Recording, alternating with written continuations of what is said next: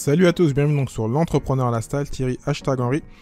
Aujourd'hui donc on va parler de propriété intellectuelle, de marque, de brevet.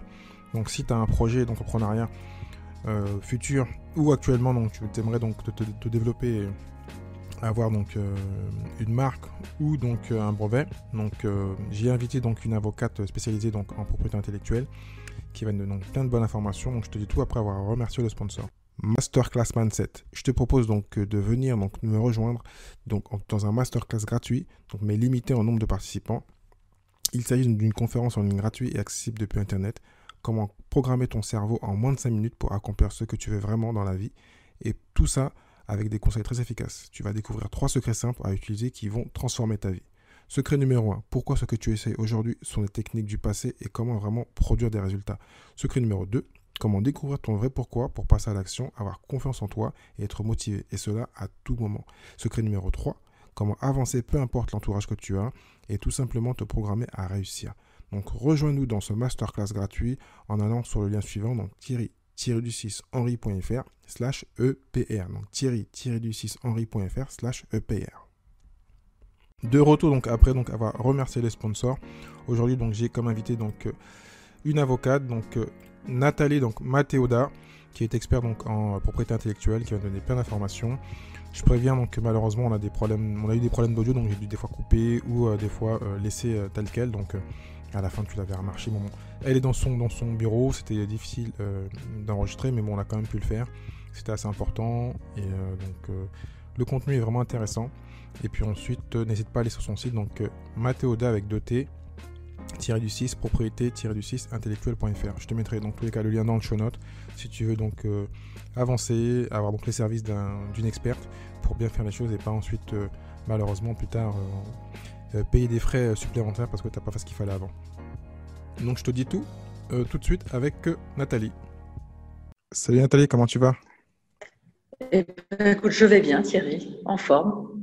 Bon, moi aussi, très bien, merci. Donc aujourd'hui on va parler donc d'INPI. On t'a pu trouver un petit temps pour nous parler de propriété intellectuelle, si je dis bien le terme. Oui, oui, C'est toujours le oui, problème oui, c'est quand on est ça. face à un avocat, on a peur de mal parler.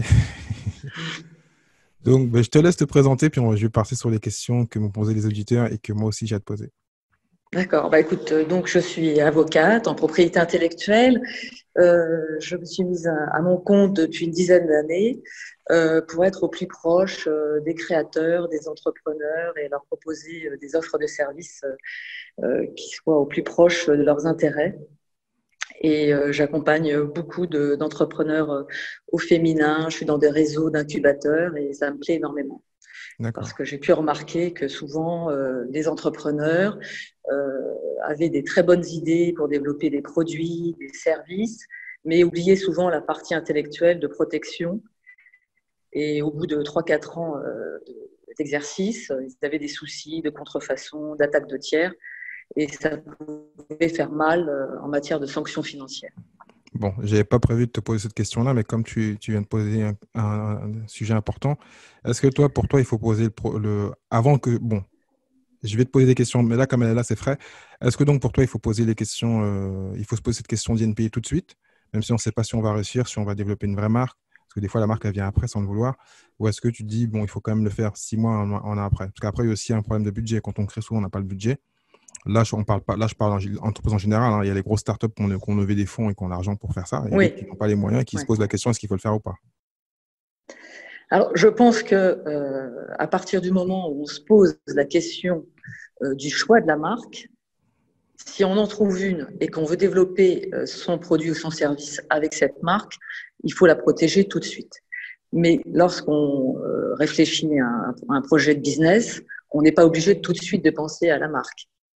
Mais à Ouais. partir du moment où on y pense, où on en a trouvé une, il faut la protéger parce que souvent, quand on présente son projet et qu'on le présente sous une marque, sous un terme qui n'a pas été protégé, il peut être déposé par un tiers, il peut être repris, et donc là, ça peut poser un problème.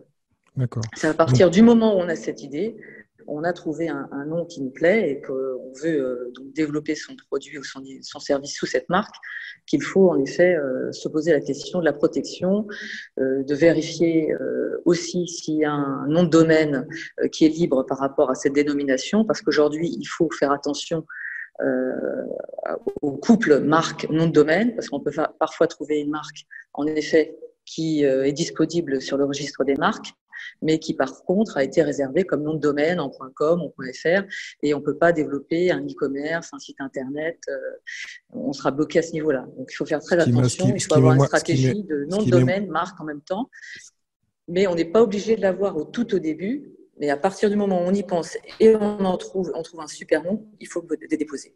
Moi, ce qui m'est arrivé dernièrement, parce que j'étais en train de développer une activité où je n'ai pas besoin en fin de compte de marque, parce que je suis sur une plateforme d'e-commerce. Mais comme par réflexe, que je suis dans le net, donc j'ai déposé le nom de domaine. Et je pense que c'est quand j'ai fait l'annonce légale que j'ai reçu un courrier m'indiquant que je n'avais pas le droit. Mais bon, je ne vais pas rentrer dans tout de suite parce que j'ai des questions. Parce qu'il y en a qui ne connaissent pas l'INPI, donc je vais te poser la question classique. Qu'est-ce que l'INPI? Oui. Comme ça, au moins, ça va être plus simple pour. Alors, l'INPI, en fait, c'est l'Office national d'enregistrement de marques. Voilà. C'est lorsqu'on veut déposer une marque en France, on ne peut la déposer qu'à l'INPI. Il y a un site internet, donc on n'est plus obligé de se déplacer à l'INPI. On peut déposer sa marque via leur plateforme de service et faire son dépôt de marque en ligne. Donc c'est devenu très facile de déposer une marque matériellement auprès de l'INPI. Mais il faut en amont vérifier les antériorités existantes pour voir si la marque est libre. Et ça, l'INPI ne fera pas ce travail-là. Donc souvent, les créateurs d'entreprises déposent leur marque auprès de l'INPI. Ça se fait donc en ligne, donc c'est très facile. Ils vont payer des droits de 200 €, après 30 € par classe supplémentaire. Mais l'INPI ne va pas vérifier s'il y a des antériorités opposables. Et le risque, c'est qu'au bout de 2 mois, il y ait des oppositions à la marque ou des demandes de nullité ou des demandes de déchéance. Donc, avant de déposer à l'INPI, même si c'est facile sur leur site, il faut faire appel à un expert, à un avocat ou un conseil en propriété intellectuelle pour qu'il valide le choix de la marque par rapport à sa disponibilité, sa distinctivité, sa licéité et surtout le choix du libellé des produits et des services qui seront visés par rapport à la marque. Tu parles de la catégorie en fin de compte. Voilà, oui, parce qu'une marque. Parce que tu l'as dit avant et c'est important parce que moi j'ai eu le cas dernièrement. Oui. J'ai eu 2 cas différents. Une, en plus, c'est une startup qui a levé des fonds qui est vraiment bien. Et qui a fait l'erreur, parce que c'est vrai que souvent il y a des catégories. Donc, quand je me suis intéressé, c'était il y a 17 ans, quand j'ai créé mon premier business. J'ai créé une marque de vêtements, donc j'avais pas le choix. J'étais à l'INPI, c'était à l'époque, il n'y avait même pas Internet. Enfin, il y avait Internet, mais donc j'ai dû me déplacer à Courbevoie, faire les papiers, tout ça. Et entre-temps, ça a changé. Et donc, souvent, en fin de compte, ce que les gens font, ils mettent dans une ou deux catégories, mais plus on met dans les catégories, plus c'est cher. J'ai une question qui n'a rien à voir, parce que j'y pensais pendant qu'on y parle. Est-ce que l'enveloppe solo, ça existe encore? Oui, l'enveloppe solo, ça existe encore, mais ce n'est pas pour une marque. Ça, c'est pour protéger des créations. Une idée, ça peut protéger un concept, un scénario, un dessin, une illustration. Voilà, c'est tout ce qu'on veut protéger par le droit d'auteur, qui est distinct du droit des marques. Et l'enveloppe solo permet d'acquérir une date certaine de création. C'est-à-dire qu'avec votre enveloppe solo, vous pouvez dire que moi, à cette date, j'ai créé ce dessin, ce logo, ce concept. Voilà. Mais ça ne veut pas dire forcément que vous aurez une création, une protection au titre du droit d'auteur, parce qu'après, il faudra rapporter la preuve de l'originalité de ce que vous avez mis dans l'enveloppe solo. Mais ça vous permet d'avoir une date d'antériorité. Voilà. Dans mon cas, ce qui est arrivé, donc ça tombe bien, on va rentrer dans la catégorie, et j'ai voulu me défendre sans impro, comme toi, avec un avocat, parce que moi, j'ai cru connaître, parce que j'ai déposé un projet. Comme je t'ai dit avant, moi, je ne veux pas déposer de marque. Moi, je voulais juste avoir une raison sociale. Et quand j'ai déposé donc l'annonce légale, on a reçu un courrier qui indiquait en fin de compte qu'on n'avait pas le droit de développer. J'ai reçu le papier de la personne avec plein de fautes en plus. Donc, je me suis dit, bon, lui, il n'est pas pro. Même si, bon, moi, j'en fais des fautes aussi, c'est pas grave. Mais dans ce qu'il avait de l'INPI, déjà, il avait, lui, mis des catégories où moi, je ne serais pas dedans. Parce que je lui ai dit, moi, je ne suis pas dans votre catégorie, donc pas de problème. J'ai pris le nom de domaine avant. Donc, .net, parce que le .com était pris le .fr. Donc, Mhm. pour l'instant, aucun problème parce qu'il n'avait pas pris, donc son problème, c'est sa faute, entre parenthèses. Ouais, ouais. Et ensuite, donc lui, dans la catégorie, il a mis le nom de la marque, que je ne peux pas dire, et il a mis .com. Alors j'ai eu l'impression par rapport à ce qu'il avait, donc bon, ça aurait été besoin que je te montre le document, mais il a déposé le site, il a comme un logo, il a mis des catégories qui n'ont rien à voir, mais il n'a pas Mhm. déposé que la marque, alors qu'il a mis le .com. Est-ce que ça te paraît normal? Enfin, c'est sûr qu'il n'est pas passé par un pro, tu vois, certain. Oui, bah alors là déjà, de toute façon, à partir du moment où enfin, il a déposé à titre de marque, bah, je t'entends pas très bien parce que ça grésille, En mais fin de compte, il a déposé en titre de marque, mais ce qui est bizarre, c'est que dans le papier, quand tu fais les NPI, tu as différentes classes et tu as, un tableau. Et dans le tableau, il y a marqué le logo et il a marqué, en fin de compte, je veux dire, n'importe quoi. Je il vais a prendre. déposé son logo à titre de marque, c'est ça? Voilà, c'est ce que j'ai vu. Je me suis dit, mais Oui, voilà. il a fait une erreur. Oui. Eh ben, ça, enfin, un logo, ça peut être une marque. Un Ouais, logo, il y a plusieurs protections pour un logo. Un logo, à la fois, c'est un dessin. Donc, ça peut être protégé au titre du droit d'auteur avec l'enveloppe solo. Mais ça peut être aussi quelque chose qui, comme la marque, identifie les produits et les services que la société vend. tout à fait. Donc, un logo peut être aussi protégé à titre de marque. Voilà. Mais dans ce cas-là, comme ça va être clair pour tout le monde, pour ceux qui sont intéressés, qui veulent donc avancer un peu dans tout ce qui est propriété intellectuelle. Il a un site e-commerce classique où il vend plein de choses. Oui. Et donc, dans ces catégories, il a mis des catégories, donc il y a bien un lien. Mais quelqu'un qui vient derrière et qui dépose inpi.net, par exemple, parce que lui, il a mis que le .com, est-ce qu'il peut le faire? Et en plus, si la personne, comme dans mon cas, son but, c'est que d'avoir une raison sociale. C'est pas de développer un projet.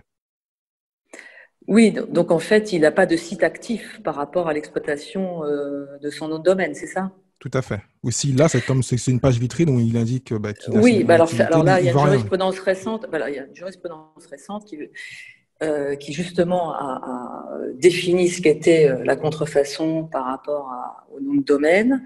Et en fait, un nom de domaine qu'on a réservé, mais qui n'est pas exploité, c'est-à-dire qui n'est pas associé à un site actif, ne permet pas d'empêcher le titulaire d'une marque ou d'un nom qui serait identique de commercialiser ses produits. Parce que là, il n'y a pas de risque de confusion puisqu'il ne commercialise rien, il n'exploite pas son nom de domaine. Donc, le nom de domaine, pour qu'il soit voilà, qu'on puisse le revendiquer, il faut non seulement le réserver, mais aussi qu'il y ait un site internet actif associé au nom de domaine. Sinon, on ne peut D'accord. pas opposer au tiers son nom de domaine. Parce que sinon, ça serait trop facile. Il y a eu tellement de personnes qui ont réservé plein de noms de domaine pour ensuite les revendre sans associer une exploitation, juste pour se faire de l'argent comme ça a beaucoup pénalisé les entrepreneurs qui voulaient, eux, utiliser un nom de domaine précis pour leur activité. Donc Ben moi, en fin de compte, maintenant, ça va un peu plus loin, parce que là, j'en ai parlé un peu avec David Shelley, donc je mettrai le lien pour ceux qui veulent parler un peu donc, de nom de domaine. Mais là, oui. moi, je vais revenir plutôt sur la raison sociale. Donc, imaginons, toi, tu es Coca-Cola. Non, c'est peut-être un peu trop gros. Et tu veux juste avoir la raison sociale Coca-Cola, mais tu as un site qui n'a rien à voir. Est-ce que tu as le droit parce que c'est juste la raison sociale?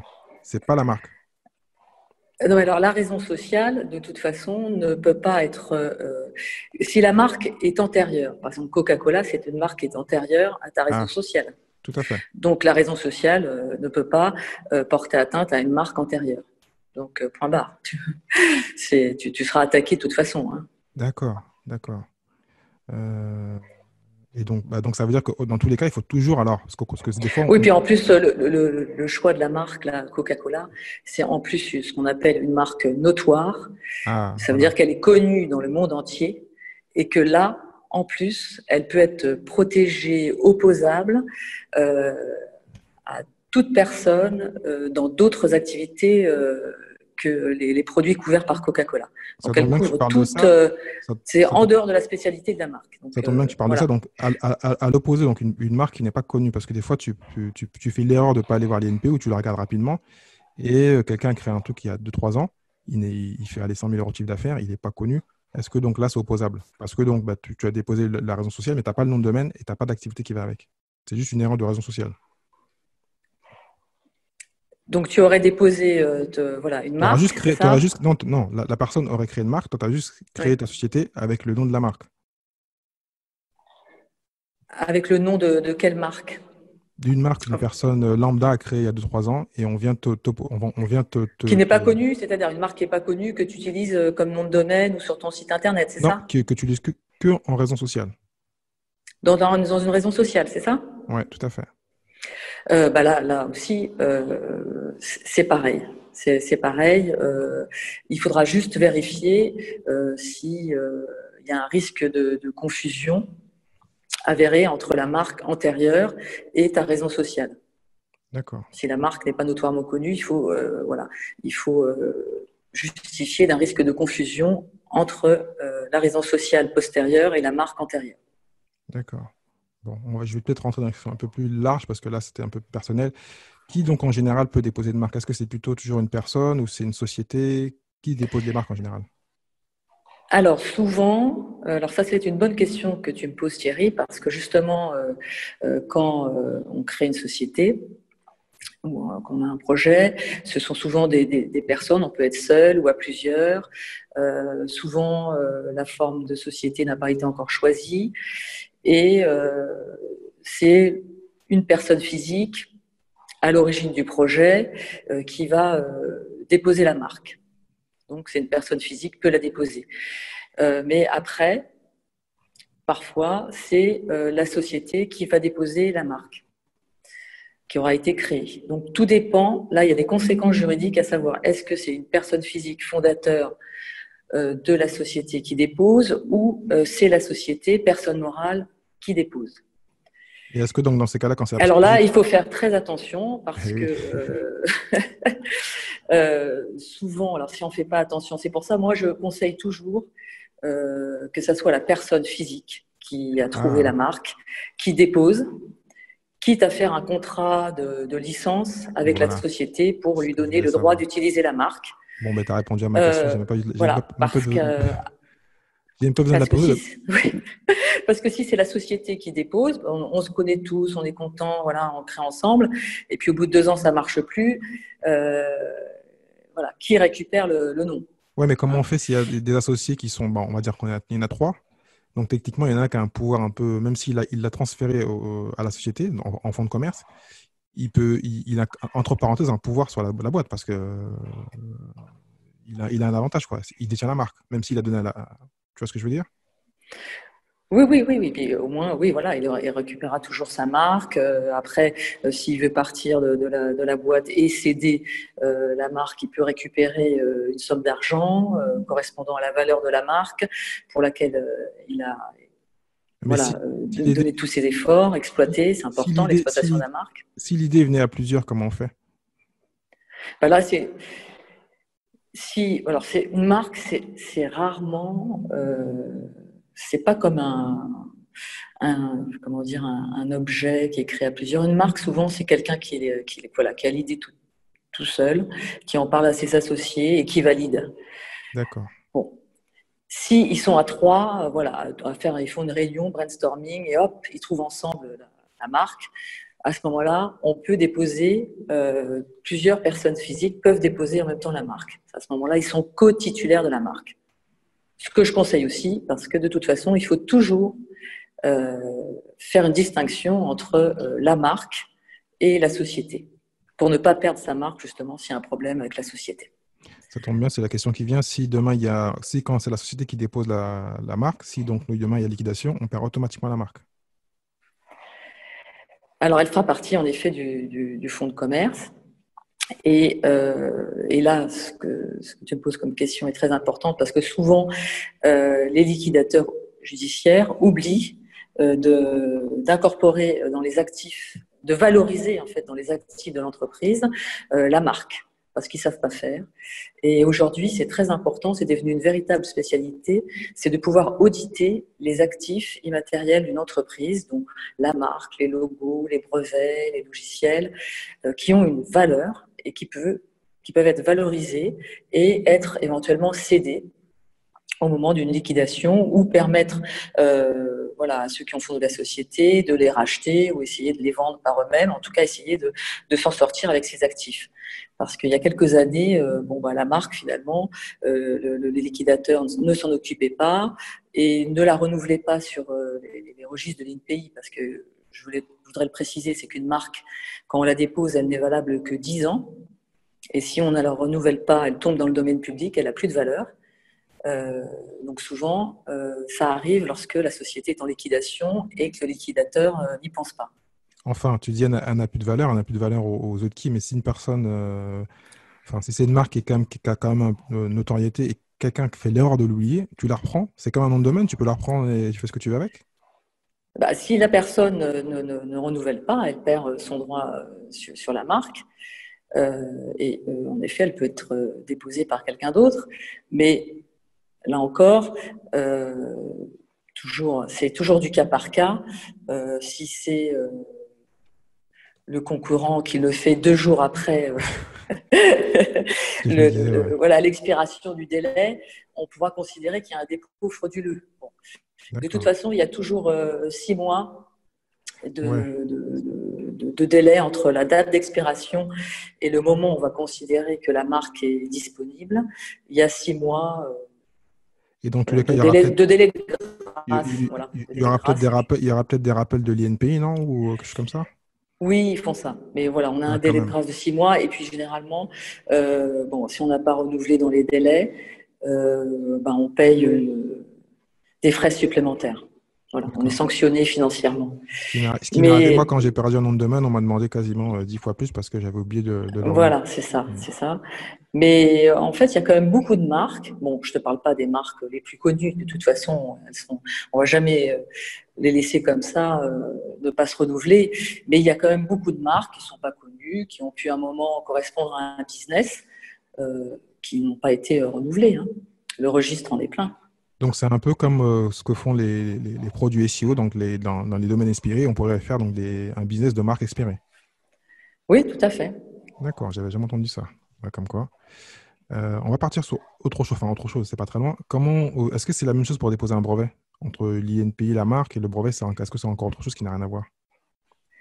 Alors,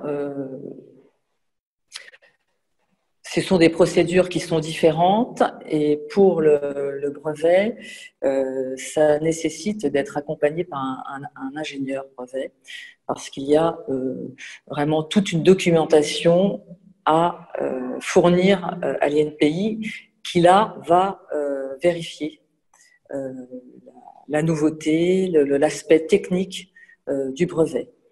Et la grande différence avec les marques, c'est que le brevet, ce qu'on considère comme une invention qu'on souhaite protéger, il ne faut pas l'avoir divulguée avant de faire la demande de brevet. Et souvent, les personnes oublient ça, c'est-à-dire présentent leur invention, leur nouvelle application dans le cadre de présentation de projet et ne font pas signer des accords de confidentialité.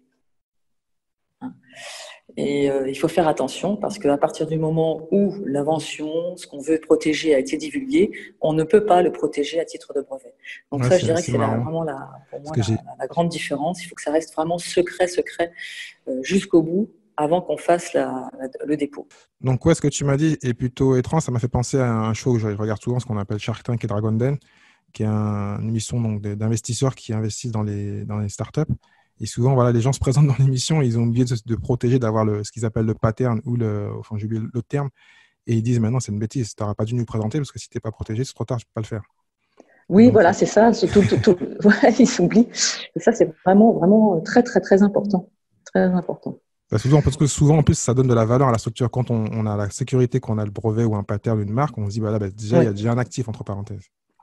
Oui, voilà. Alors, ce qu'il faut savoir, en effet, c'est qu'en plus, les actifs immatériels, c'est ça qui donne la valeur à l'entreprise aujourd'hui. Hein. Donc, il faut avoir une marque, un logo. Et si on a un brevet, c'est encore mieux. Parce que les startups qui lèvent le plus de fonds, ce sont celles qui ont des brevets. Hein. Oui, ça, c'est un avantage concurrentiel, on va dire. Voilà. Et il faut faire très attention et souvent, ils oublient. Hein. Et puis, mais pour revenir un peu sur ce que tu dis donc, sur la marque, est-ce que tout est protégeable? Ou est-ce qu'il y a des choses ça ne sert à rien de faire? Parce que moi, par exemple, une fois, j'avais voulu déposer il y a longtemps. Avant, c'était à Saint-Lazare, je crois. Après, j'étais à Courbevoie. Et j'ai voulu le déposer de marque. Et ils m'ont dit non, c'est trop commun. Pour te dire, c'était à l'époque, j'étais dans l'immobilier, si je voulais déposer votre agent. Ils m'ont dit non, c'est trop commun. Oui, voilà. Oui. Oui, oui, oui, bah, c'est comme restaurant pizza pour les restaurants de pizza. Oui, en fait, une marque, voilà, il y a des 4 conditions pour qu'elle soit valable. C'est que justement, elle doit être arbitraire par rapport à ton activité. Elle doit être distinctive. Est-ce Hein, que, si tu... est-ce que quand on passe par toi, parce que tu es quand même la spécialiste, il y a Oui. possibilité, parce que des fois j'ai vu dans le domaine qui sont improbables et les gens peuvent le déposer. Donc, est-ce que quand on passe par un avocat, c'est en général plus simple parce que tu as les combines, tu sais comment faire pour le déposer? Bah, disons que je vais me conformer aux conditions voilà, de la loi, hein, ces distinctivités, licéité, ça doit voilà, pas être contraire à l'ordre public. Par exemple, Charlie n'a pas pu être déposé. Par exemple, beaucoup ont voulu déposer Charlie au moment des attentats. Bah, ça, c'était pas déposable parce que c'était contraire à l'ordre public et aux bonnes mœurs. Donc, ça doit être voilà, disponible aussi également. Donc, il faut vérifier les antériorités distinctif et pas déceptif. C'est-à-dire que aussi, si par exemple on a une marque confiture, par exemple, pour des produits de confiture où c'est mélangé avec du sucre, c'est pas possible, c'est déceptif. Donc en effet, en passant par un avocat expert, je peux vérifier voilà, toutes ces conditions de validité et éventuellement donner des conseils pour améliorer la marque s'ils veulent absolument utiliser un ou deux termes qu'ils ont trouvés. Ouais, dans Mais ces sinon, cas-là, il faut juste modifier. Tu fais oui, voilà, il y confie a des choses marque, qui, voilà. qui sont par exemple modifiables. Par D'accord. exemple, la marque Baby Dry. Baby, en soi, bon, c'est bébé pour des produits pour bébé, ça n'aurait pas été acceptable.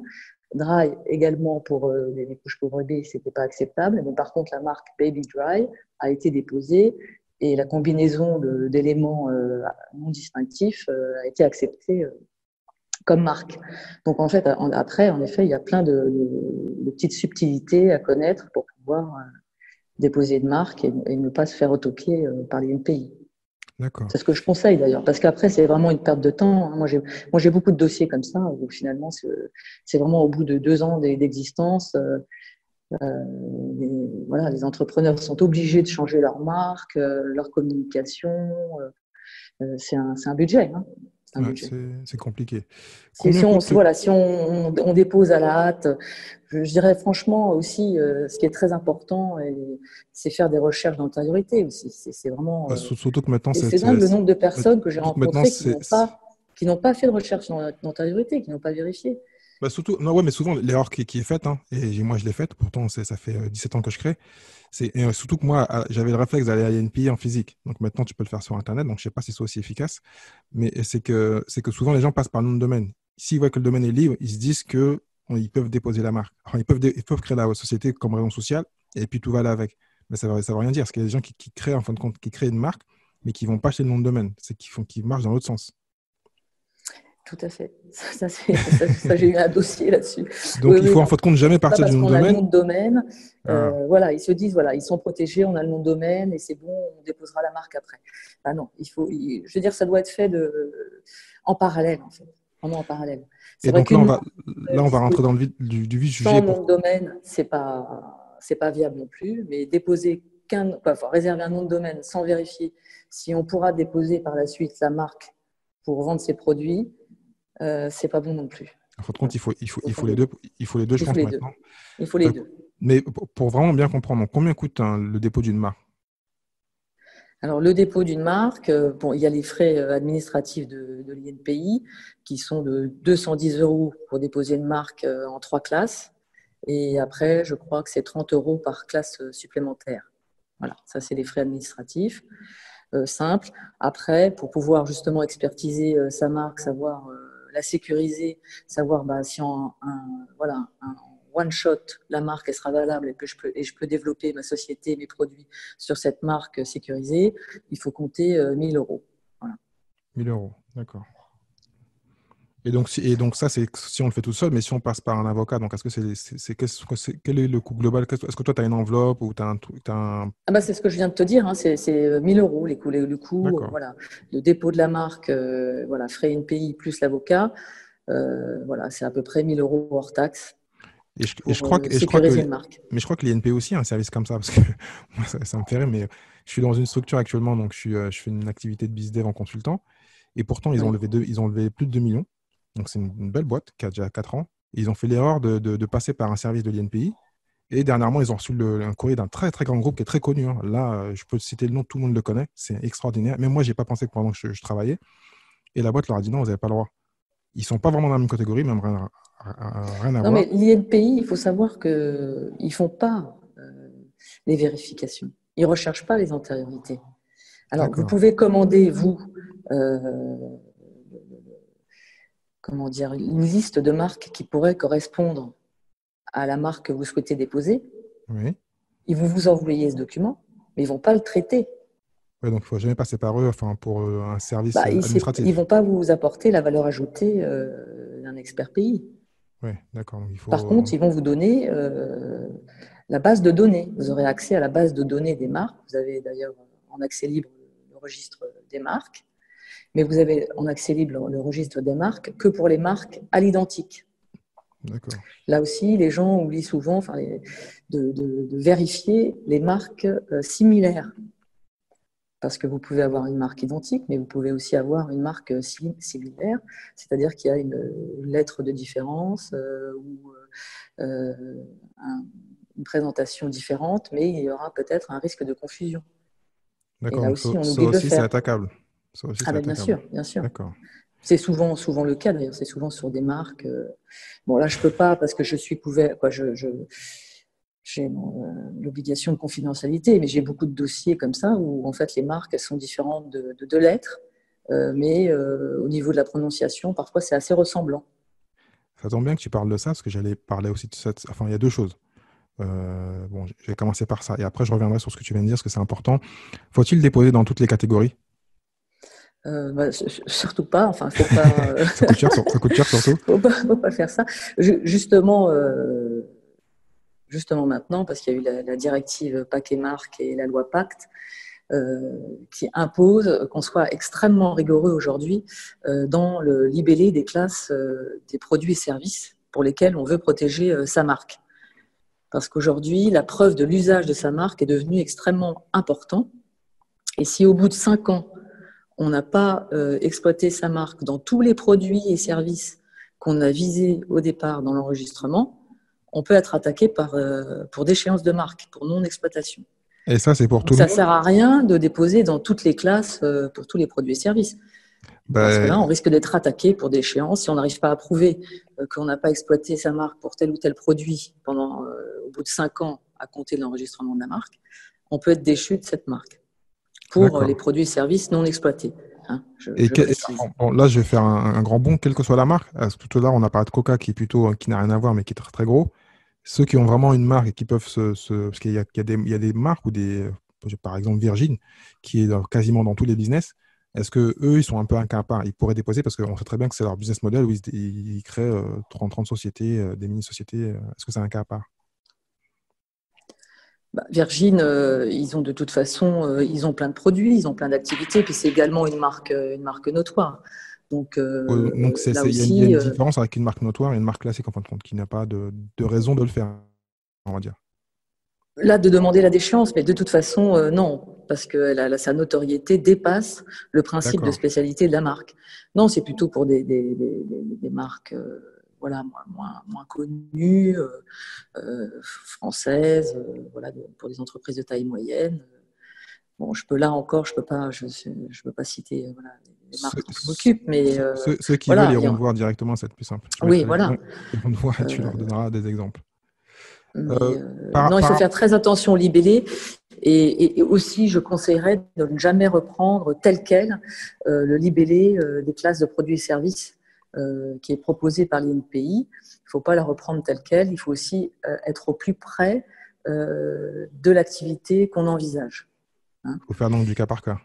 Voilà, du cas par cas, ça c'est important. Et puis aussi, pourquoi pas, même si on ne va pas le faire tout de suite, se projeter dans le développement de son activité et de dire, bon voilà, d'ici 2 ou 3 ans, qu'est-ce que je pourrais faire? Par exemple, bon, quelqu'un qui crée des bijoux sur Internet se dit que peut-être qu'il fera, je sais pas, des jouets pour enfants qui pourraient correspondre voilà, à sa marque de bijoux ou des parfums. Donc là, c'est des classes différentes. Il faut l'intégrer aussi dans la perspective de développement. Ça, c'est à voir. C'est aussi par rapport au business model qu'on met en place. Mais Donc, tout ça se travaille par au cas rapport à, par ça- cas. par rapport à ça, donc tu parlais donc bon, indirectement, tu parlais un peu de l'Europe, on va dire. Est-ce que donc il faut déposer sa marque aussi en Europe? Et je crois que c'est, alors je vais me le dire, hein, est-ce que c'est l'EUIPO, c'est ça, ou c'est autre chose? Oui, Ou là, c'est oui, c'est ça. Le D'accord. UIPO, tout à fait. Donc, c'est la marque maintenant qui s'appelle plus marque communautaire, mais marque de l'Union européenne. Voilà, pour les 27 pays de l'Union européenne. Ça, c'est un choix là aussi à réfléchir avec son conseil pour savoir quel est le développement que je vais avoir. Est-ce que c'est une clientèle locale franco-française ou c'est une clientèle européenne? Ça, c'est à voir. C'est aussi du cas par cas. On a un délai, c'est-à-dire qu'il faut savoir que quand on dépose une marque française, on a un délai de priorité pour déposer une marque de l'Union européenne.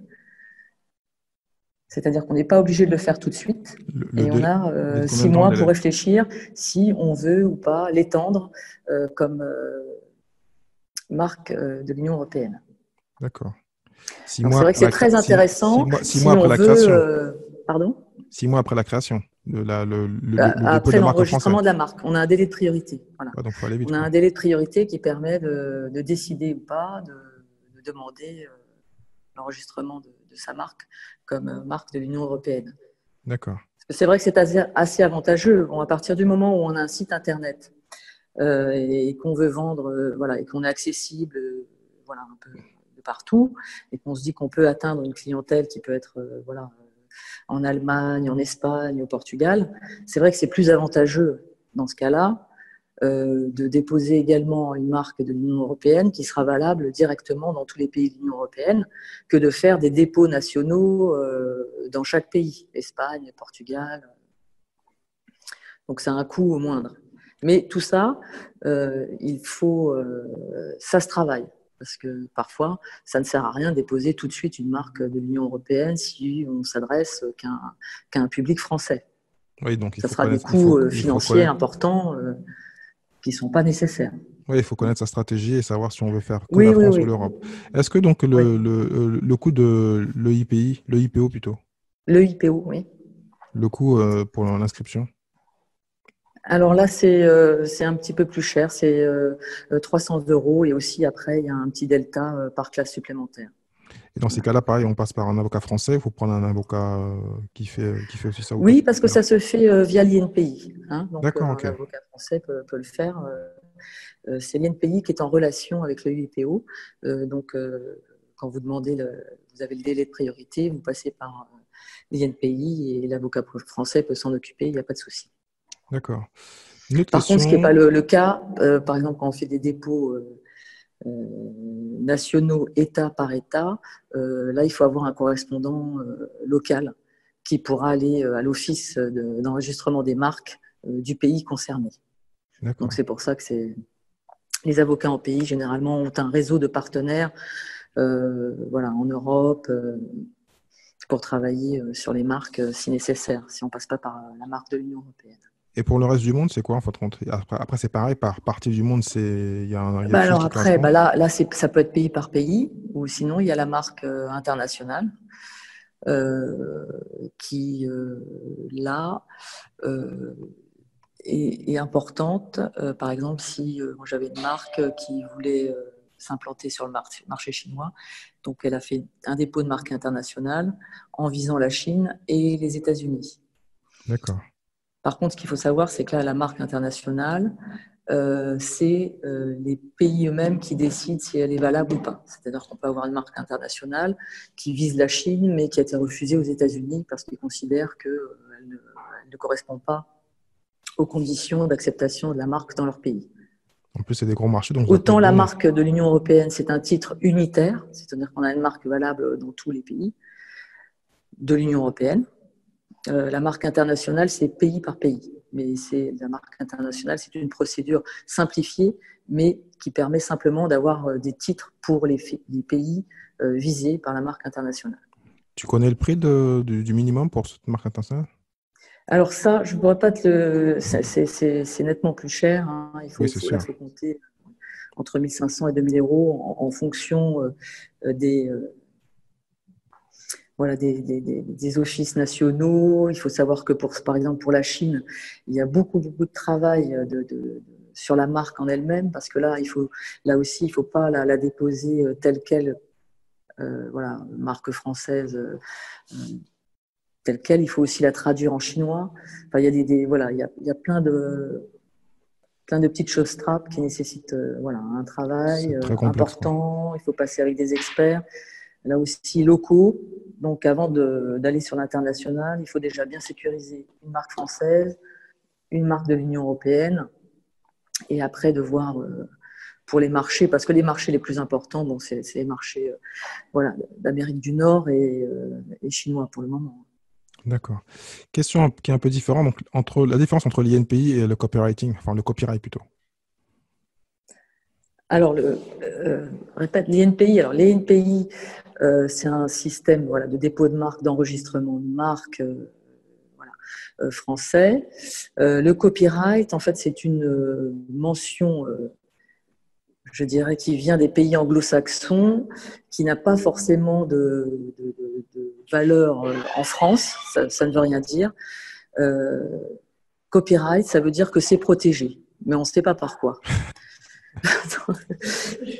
C'est que... Attends. Oui. Tu m'entends là, Thierry ? Oui, je ferai un montage, t'inquiète pas. Oui, désolé. Copyright, c'est une mention qu'on voit souvent à côté des marques, etc. Mais ça n'a pas de valeur juridique en France. Parce que nous, on est par un système d'enregistrement de marque qui est l'INPI, alors que le copyright, c'est un usage de marque qui peut être protégé dans les pays anglo-saxons. D'accord. Voilà, c'est ça la différence. Donc, c'est que pour les pays. Et en fait, il faut mieux utiliser, à la rigueur, quand on a un dépôt de marque en France auprès de l'INPI, le terme R. On voit souvent ça, le R entouré d'un cercle, qui veut dire registered. Ça veut dire que la marque est enregistrée et pas copyright. Et le TM, alors trademark, c'est pareil, non ? Pardon, je n'ai pas entendu. Des fois, tu vois TM, trademark. Oui, là aussi, TM, trademark, ça veut dire que c'était enregistré, que la marque a été enregistrée. Okay. C'est pareil. R ou trademark, ça c'est bon. Mais copyright, ça n'a pas de valeur. Donc, vous avez bien compris, les gens, il faut arrêter de s'embêter, il faut passer par un avocat parce que ça devient compliqué là. On parle de choses qui sont un peu complexes. Donc merci pour toutes ces bonnes informations, Nathalie. Je vais te poser 5 questions que je pose à tous mes invités. Oui. Si toi, tu es déjà en business, donc je te dis, quel est le business dont tu rêves à part celui que tu fais actuellement ? Est-ce qu'il y a un business de rêve que tu rêves que tu n'as pas encore fait ?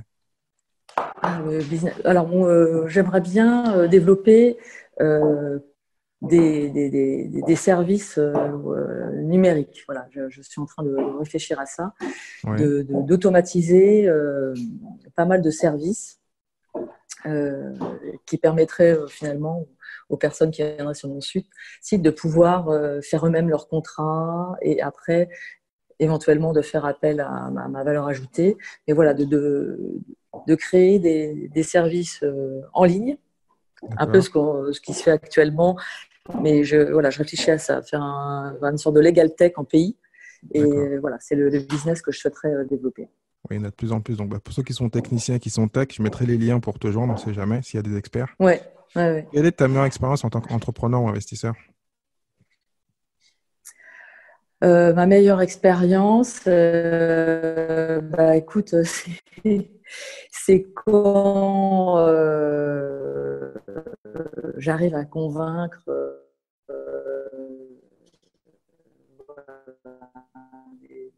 des nouveaux clients avec qui je discute au téléphone, on se voit, qui m'exposent qui m'exposent, je dis voilà ce que je pourrais faire, je leur envoie ma convention d'honoraires et ils disent banco, on y va, et ils me font confiance, ça j'adore. Voilà, convaincre et tout de suite pouvoir agir, ça c'est ce que je préfère. D'accord. Quel est pour toi le meilleur levier pour devenir entrepreneur ? Le meilleur levier, c'est la confiance en soi. Je dirais que c'est très important d'avoir confiance en soi. Voilà, de croire en ce qu'on fait, de prendre plaisir à ce qu'on fait et de pas faire attention au jugement des autres, ne pas se préoccuper des autres et de continuer son chemin par rapport à ses convictions et en ayant confiance. Voilà. D'accord. Quel est le livre que tu conseillerais à tout entrepreneur et pourquoi? Alors,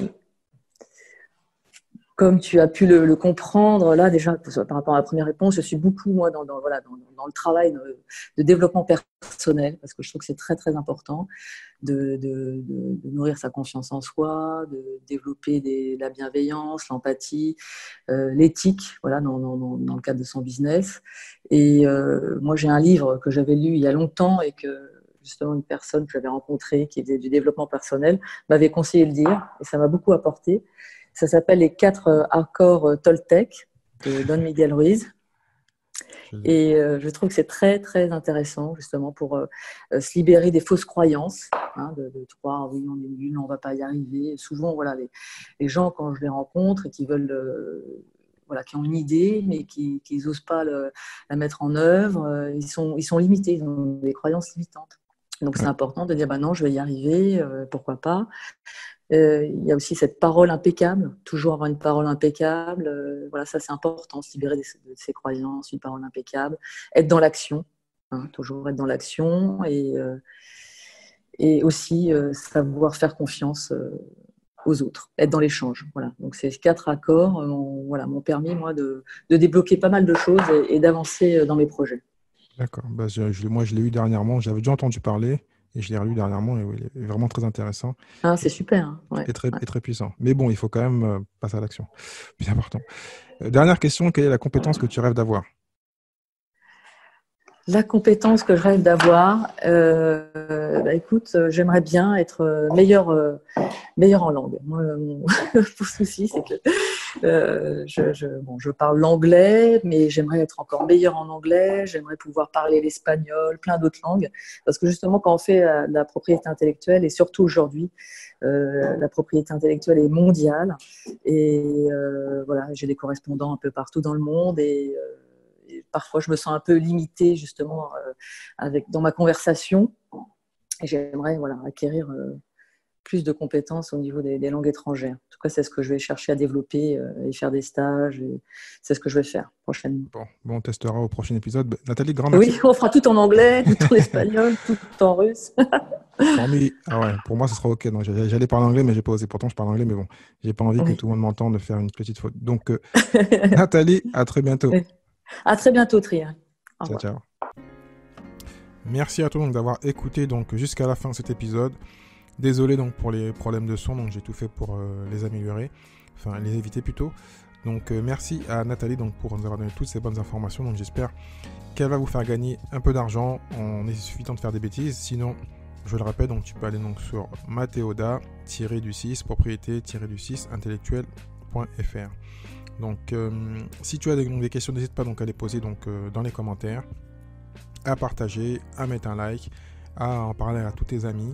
Et puis moi je te dis au prochain épisode pour un entrepreneur ou une entrepreneuse, une personne qui fait du business, qui va te donner des renseignements et t'aider toi à scaler et à réussir ton année et à sortir de la rat race. Je te dis à bientôt, ciao ciao.